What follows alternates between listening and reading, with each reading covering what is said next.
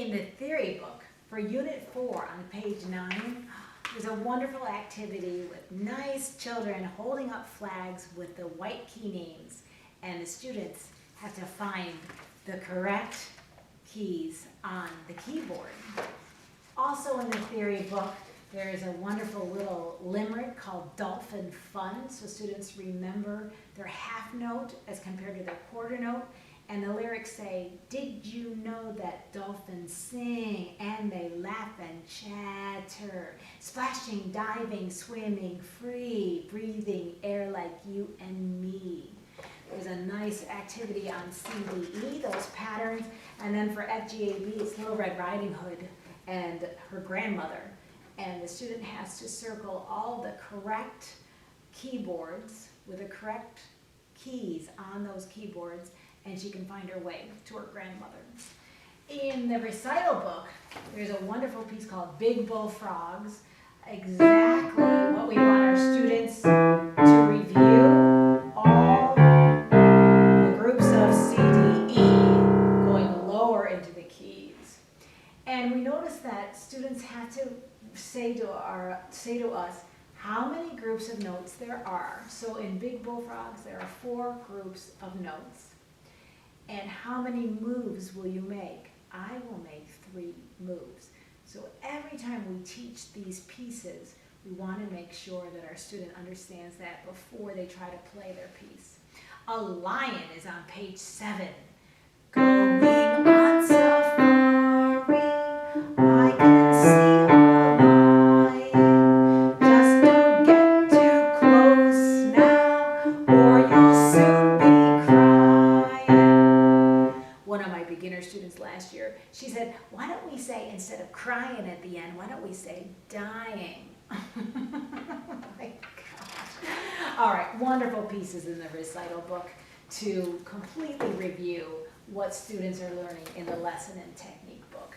All right, so here we have Unit 5 of the lesson book, page 26. Here the students are learning the whole note with a wonderful piece, Mary Had a Little Lamb. On page 28 is middle C position for the first time. Yellow Spaceship is by Kevin Olson.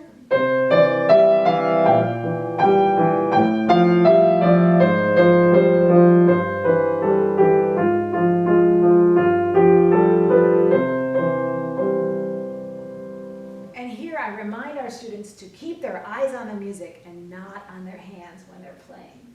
So some students will just love the idea that middle C is the anchor for all these notes that they're going to play.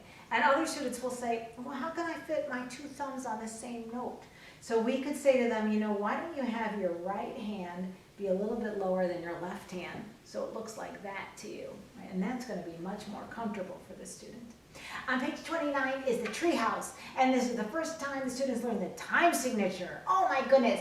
So we've been using unit counting all along, and now we can start talking about metric counting. So metric counting is so that the student understands how many beats are in every measure. Here it's obviously 4 beats. And we give the half notes 2 beats, and then afterwards we count 3 and 4, so that we have 4 beats in every measure.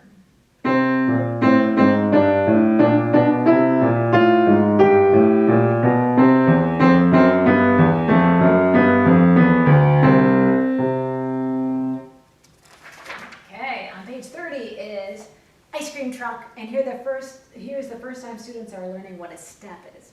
Step, as we know, is the distance between 2 white keys that are right next to each other. C, D, E, F, B, C. That is what a step is, as you know. So this wonderful piece is such a favorite of students. And the words are, I can hear the ice cream truck that comes into our neighborhood. Popsicles and ice cream bars and everything that tastes so good.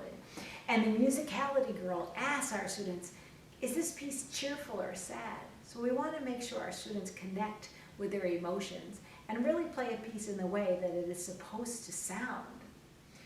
On page 31, here's a technique exercise, playing steps. And we want our students to remember again, we're always reviewing the letter C shape between fingers 1 and 2 and the 4 hills on each hand. And this is the way to have nice strong fingers. I also add play on the outside tip of your thumbnail. So we could put two little eyes of a smiley face right there on the side tip of the nail, and then put a smile for the smiley face on the skin right outside there.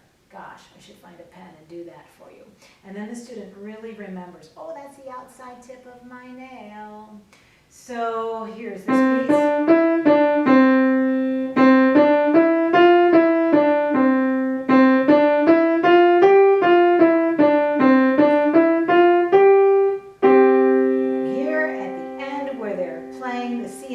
Together, we want to make sure that every finger that is not in use is just resting on a key.